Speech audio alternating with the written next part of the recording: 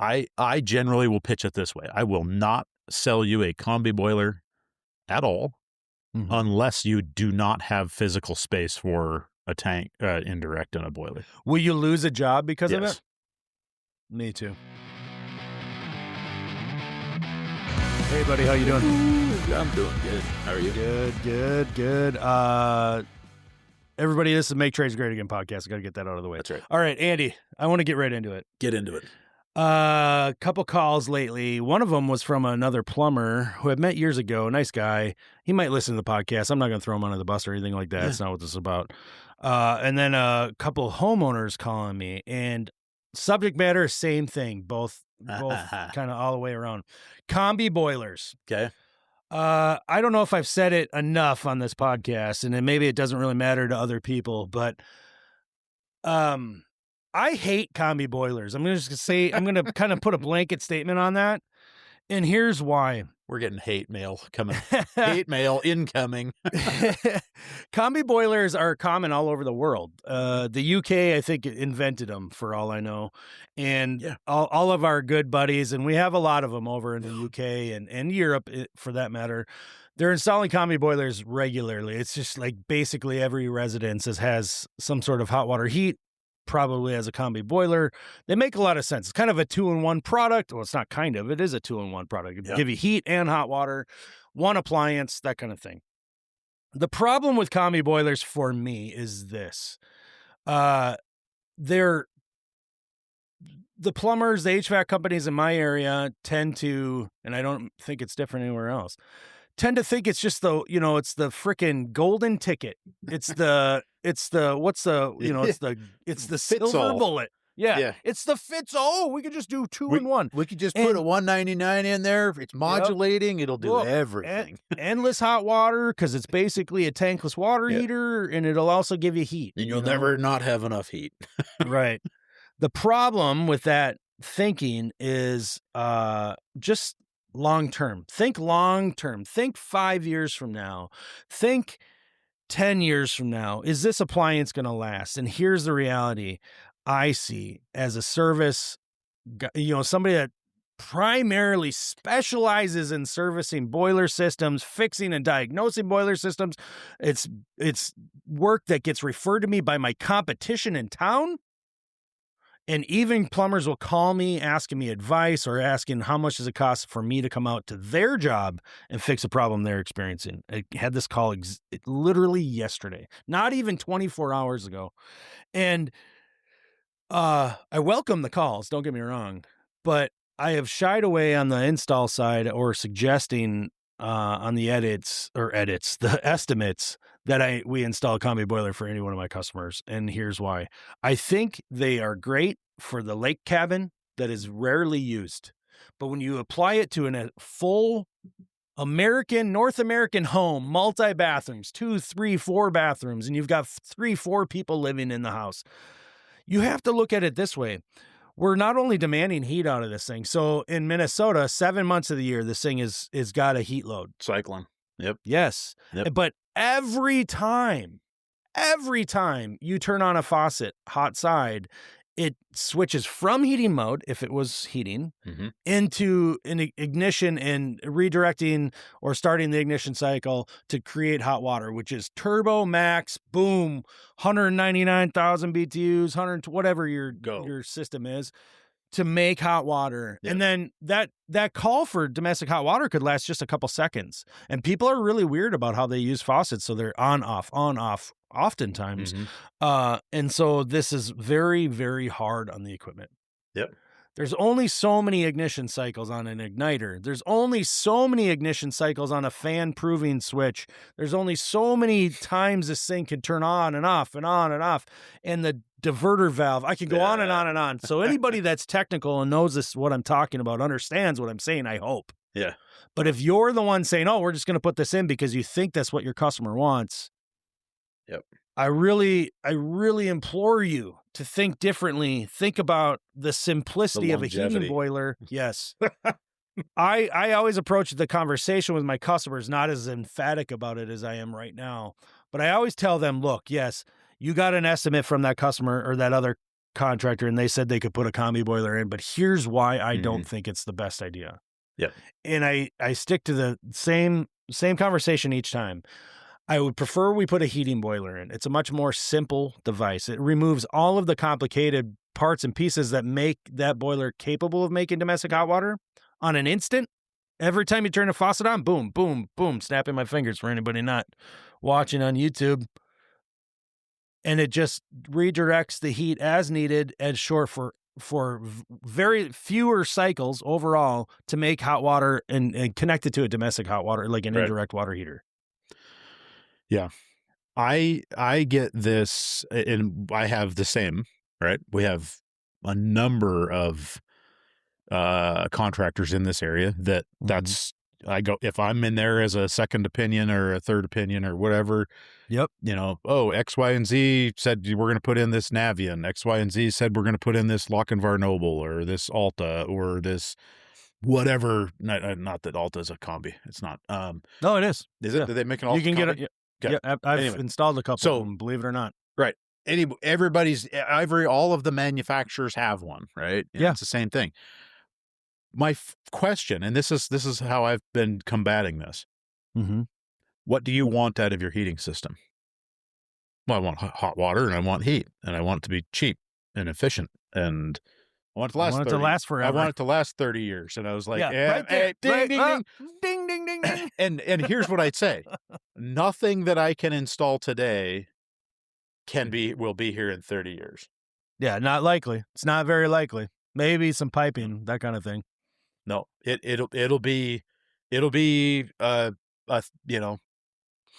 around. Are we going to hit the 20-year mark? You know what? That's a pinnacle achievement for modern equipment. Not for a combi. No freaking way. No combi. I think that we're going to see a very high rate of all things combi failing in the next 2 to 5 years. I think we're already seeing it in the Twin Cities. Already 10 years old. Yeah. And we're seeing it in the Twin Cities area for sure. Oh yeah. And we've been replacing for the last couple of years an exponentially higher number of high efficiency boilers, right? Combi and other, the high efficiency boilers we're replacing are those Munchkins that were installed 20 years ago, those Lochinvar Knights that were installed 20 years ago, the Weil McLean Ultras. You're seeing them last that long? Yeah. Really? Yeah. It's impressive. But here's the kicker. They're boilers that have been maintained. And they're not combis. They're not a single one of them's a combi at 20 years. Nope. A couple things before we get too far into it. Like, just off the top of your head, how many times do you think it's very common that you go in and there's a heating boiler with an indirect water heater and they need a new boiler? Do you leave the indirect because it's probably fine, that kind of thing? Or do you always replace it? Depends. Okay, so this is not a dig. This is not a dig on Bradford. We have a lot of Bradford White SW, what are they, 250s or whatever. They were the single coil carbon steel tank. Yep. They are not right for this environment, right? They're not right for our water quality. No one takes care of anode rods. Nobody, right? Like nobody. I just made a video about anode rods the other day. I know. Our water is just hard enough that those at the end of a 7 to 8 year cycle, that water heater's junk, right? I'm not saying the water heater itself is junk. At 7 or 8 years, that water heater is so full of scale and cannot effectively be drained, right? It's very, very common that we see these. The majority, and in Bradford White's the credit, they make a stainless steel model now. It's super nice. It's lightweight, works really well. So we've been replacing those pretty fairly or regularly. It's an option. If I have got a Viessmann boiler, I'm going to try and sell a Viessmann indirect. I just like that. I like a matchy match. I also like the Lochinvar Squire indirects, right? Super lightweight, good price, stainless steel, no anode rod, right? And big old fat daddy coil in that thing, right? You like that thick. I like them thick. So the thing that with that is what we've seen on the Lochinvar. One of the dilemmas I've had with the Bradford White is when you get to that point where you got really high scale buildup, the heating coil is close enough proximity to the sidewall of the tank that scale will build up like bridge between the tank wall and the coil. And so at the point where the aquastat is at, you will get a pile of scale. So you get overheating or underheating? Yep. So I didn't expect that answer. It's interesting. In response, I don't think that I have ever seen a Bradford White Indirect in the Twin Cities area. Really? I don't think I ever have. Honestly, your rep did not do their job in 20 years. Well, we see a lot of Bradford White tanks, and I've been a fan of Bradford White water heaters since great forever. I think a great company too, like overall great company. Not just because they have done work with mechanical or anything like that. Like honestly, like that's usually my go-to. It's our primary gas electric tank brand. I mean, 100%. And now again, like I said, then now that they have a stainless indirect, we're putting in stainless indirects. I'd love to see a stainless gas. Okay, so next. So the reason I ask about the do you replace, right? Yeah. It's more often that I get to say, hey, your indirect water heater, your water heater, or do you have enough hot water? These are the conversations I have with my customers because I think it's worthwhile. Yeah. Like, am I there to replace the whole setup? Gosh, I wish I could do that every time and everybody had the budget and it wasn't even a conversation and just assumed that it was going to, but that's not the case, right? That's not how things work. There's a budget for every job. And if we don't need to replace something, then let's just hold off and see how it goes. Yeah. And so I have the conversation often about indirects because in our area, until about, I think it was 2012 or it might have been 2014, we were required to use double wall heat exchanger indirect water heaters. So that put us in one product line alone, and that was the Amtrol LDW. Well, yeah, but what are they? ZDW. Yep. Just they had a copper coil heat exchanger in an indirect WH7. Yep, WH7, whatever. And it's a double wall, so like it was a tube and a tube. Yep, 41 gallon little blue bubble. Yeah, and you could get 60 and you could get 80. Oh, yeah. Yep. And they work really well, but the problem with that style of heat exchanger is how compact it is. Yep. And how it's this coil, like this weird interwoven coil of this corrugated brass tube or copper tubing outside of a type L type of tubing inside of it. And it with poor water conditions or over time, it would scale up, and then the efficiency, the heat transfer efficiency of it would deplete. Yep. And they aren't without, they're pretty simple. Tankless or indirect water heaters are pretty simple. Not usually anything that can go wrong with them other than like just performance. Right. Or they leak. I guess they could leak.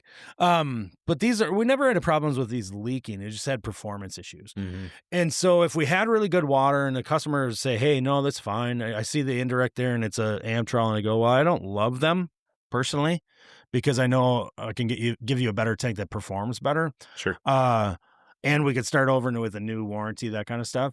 But if they're just like, look, if we can keep the water heater and it cuts down $3-4 grand or something like that, which technically that's kind of about the price point of a typical setup for an indirect attached to the boiler, then I'm all for that. If we can put it off for another year or put it off 2 years, that kind of thing. Right. And so I'm not opposed to that. If it's in the budget, I will provide them the information that might allow them to come to a decision like, yes, we're going to go with it. And it usually centers around it's stainless steel because I'm doing the Wiesmann as well. It's made to work with my boiler. I mean, yeah, that's a true statement. I don't put too much weight on that. Right. I do go, hey, look, lifetime warranty, and we're starting like this is new. Right. Yep. We're not going to be full of scale already. We know we put something new in, it's going to perform for many, many years looking forward. And then and then if there's questions, I do tell people, I often bring it up. I tell people like, look, I actually service a lot more boilers than I've installed. And I see indirect water heaters made by Wiesmann that have been installed for 25 years. Yeah. 30 years. Like literally, they're that old in my market and they're fine. Yeah. Now I understand we're not talking apples for apples on how the tanks are made and all that kind of stuff, but they've only kind of value engineered over time, like every manufacturer in the world, but they're still putting out a very high quality product. And so a new one today is going to last many, many years. I always tell the customer about how a combi boiler works.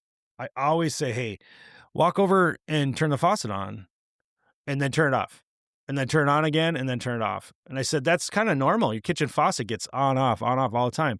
Every time you do that, it's like going in. I use this analogy. It's like going out to your garage and you want to get something out of the glove box. But in order to do that, you open the door, you sit down, you put the keys in the ignition, you turn it on to crank it on so you can get light overhead. Like that's the only way your light could turn on, let's say. Every time you want to, get something out of your car, you got to start the engine. It doesn't make any sense. Right. And it only makes sense when you talk about combi boilers to say, hey, look, limited use, that's great. Or absolute limited amount of space. Yeah. Okay. Yeah. So the reason why they're so popular all over the world is because people aren't living in palatial estates. Like even our starter houses are so big, right? Like we have these mechanical rooms. We've dedicated this whole room in a house. We have houses that have basements, multiple levels. They've established like this massive footprint and said, we got room. We can put anything we want in here. The converse overseas is this boiler's getting put in the kitchen cabinet and we don't have anywhere else to put it. So we're not going to put a tank in, right? That kind of thing. Yep. So it becomes popular because they've built around it. And also you're talking about places that didn't have plumbing at one time, maybe as recent as 50 years ago. So things are, limited in space. Yeah. The point is we don't need to do a combi in so many installations, yet I see the contractors in my area doing it. And I really wish they'd think a little bit more about it. Yeah. And they're I think everybody's so hungry to get the sale. Yeah. Tankless hot water, super efficient. Y'all gonna make all the hot water you ever want. Hey, look, tankless and a heating boiler. Go that route. Yeah. Right? Yeah. We're in the same boat, and I would say I echo a lot of your concern, I generally will pitch it this way. I will not sell you a combi boiler at all unless you do not have physical space for a tank, indirect, and a boiler. Will you lose a job because of it? Me too.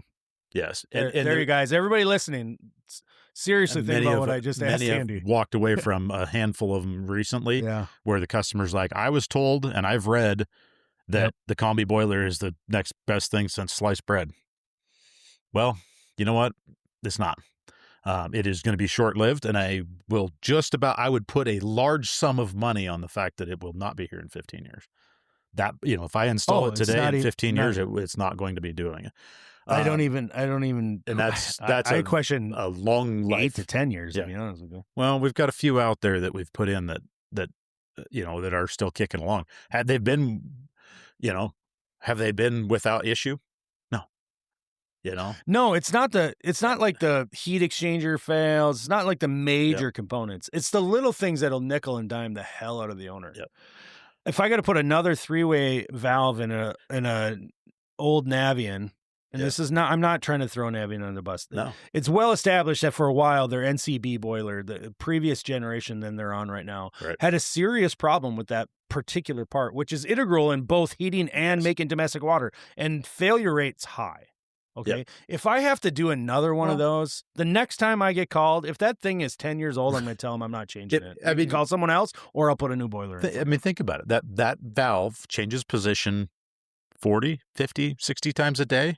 Right. I mean, think about it. How many times did you turn the faucet on and off? That valve changed position every single time. Yeah, a little electronic motorized valve. It's affected by water quality. It's affected by all kinds of things. Yep. The worse, the worse the boiler water quality happens, that valve is dragging, it's leaking. Here's the reality of it is that, like you said, there's an option out there, right? You could put in an indirect. The price point is not significant, right, between the two. And at one point in time, they've become almost even closer, where I think the Combi is slightly cheaper now. For a while, we were basically telling the customer, this is before I made the determination that we weren't doing it. Mm-hmm. We were telling the customer that we'll put in either for the same price, because that's the difference. The reality of it is your operating costs are going to be significantly less with an indirect. Period. You're gonna have, hands down. in my opinion, you're gonna have a much longer life of the system, and that's what I'm basing all thousands of of cycles. Yeah. Yeah. And we could do things like with an indirect that you should not do with a combi, and you could do hot water recirc. I feel very strongly you should not do that with a combi. I fielded a call yesterday about it, and the problem they're having is hot and cold, hot and cold. They added external recirc to a combi boiler. All these things that, in my mind, are just like, it's one of those scenarios where unless you have a full intimate understanding of it, I can say this is not going to mean a lot to people, but just because you can doesn't mean you should, right? Yeah. Like I have a unique perspective, especially compared to some of the younger guys out there, gals out there working on, starting service. I've been doing it for 25 years, and I promise you there are certain things that just because you can doesn't mean you should scenario. And one of them is don't add recirc to a combi. Yeah. But unless your tankless water heater has recirc built into it, don't also add external recirc to it. There's things that just because you can do something, like, look, I can tow a Bobcat around with a F-150 with a, but the problem is just because it's not built to do it the same way an F-350 is built to do it. Right. So like, I wouldn't want to tow that Bobcat every single day to every, multiple job sites. But if I had an F-350, it'd be like, well, that was made to do it. And it's kind of that. It's just you're demanding a lot out of this package. And unless you're approaching the customer, and nobody is doing this, and this is why I get so uptight about it. Right. Nobody's telling the customer, well, I'll put this in and it's going to work great for about 5 years. Yep. And then it's going to start having problems. And then at about year 8, you're going to be so tired of spending $1,500 on me. You're going to say, can we just do something else? And you'll have spent as much on service and repairs after year 10 than you would have to replace it and have done it right the first time along the way. So I don't know. The message for the guys and gals out there that are really speccing this stuff like as if it doesn't matter. It does matter. It does matter a lot. Your reputation eventually is going to be affected by it, in my opinion. Well, I think, I agree. I think one of the biggest takeaways that I've had with the Combi-Boilers is that they're always oversized for your heating load. Oh, yeah. Right? Not only do they short cycle like a freaking crazy in domestic mode, in heating mode, you almost never are you sized, is your heating load sized appropriately for a Combi-Boiler. You look at the go-to, right? When was the last time you went out and saw a combi that wasn't 160 or 199? In Minnesota, the only combis you're going to see installed ever. Or this is such a stupid statement because I hate such definite statements. The only ones you're going to see are 199s. Right. I don't even think I could go to Good & Company and order something smaller. So when we were, this is a little throwback here. When we were at AHR this last year, we walked in, we're talking about at the Viessmann booth, we're talking about this. They have this AW or the W1 or W50, right? Yeah, the really stripped down boiler. And I'm like, okay, this is super cool. It's going to be 50,000 BTUs. That's what I was like in my mind. I don't know why I was thinking that. This is going to be great. I'm super excited for this 50,000 BTU boiler. And it's not. I think it's the same size as 85, 120, 150, 199. I think it's not out for production yet, but well, it's sold in other countries, right? But in North America, Regardless, I look at it and I go, God, I kind of wish I would have had a Viessmann that was less than 85,000 BTUs. Absolutely, I wish I wish I had a 30, 40,000 BTU boiler option. Would be sweet. To be honest with you. Yep. That wasn't electric. Yep. And it's the only thing I have is a lock and bar solution because I can get that in a 45. That's a copper fin tube? Little copper fin, 45,000 BTU. We don't see those here either. That is a super nice little boiler. But it's a non-condensing. Non-condensing. So great for your shops, your pole barns, your things especially like if that. you don't have plumbing, that kind of thing. Yep. Where you need a little bit of a kick. So, yep. Those anyway. What's the deal with that 50 model? I can't remember. Was it a combi only or no? It doesn't do domestic. It doesn't have 4-pipe on the bottom of it. I don't remember. No, it does have 4-pipe. I think it's a combi only. I think that's what it was too. I don't remember. I think that's what it was because I remember just standing there listening to Jamie be like, "Oh yeah, I don't even want that." But here's the deal: is you can disable the combi portion of it and use it as a boiler only. That was the deal. You cannot hook up an indirect. Okay. I think that was our conversation. Now we're just speculating on something that happened back in February, but yeah, 6 months. Yeah. Anyway, Look, a heating boiler and an indirect water heater are a more simple process, especially the brand you and I are putting in, which is no secrets, Wiesmann. Pumps built in, 3-way valve. Yeah, they have that, sure, but it's not being used as often.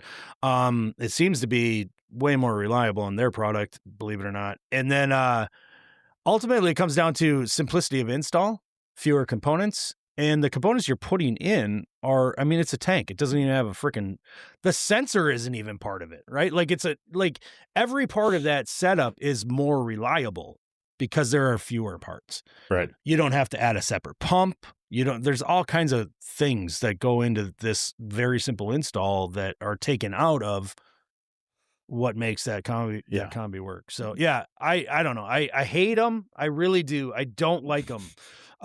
Some people might listen to this and say, why are you so uptight about it? Like you're making money off of them. Yeah, you're right. I am making money off of them.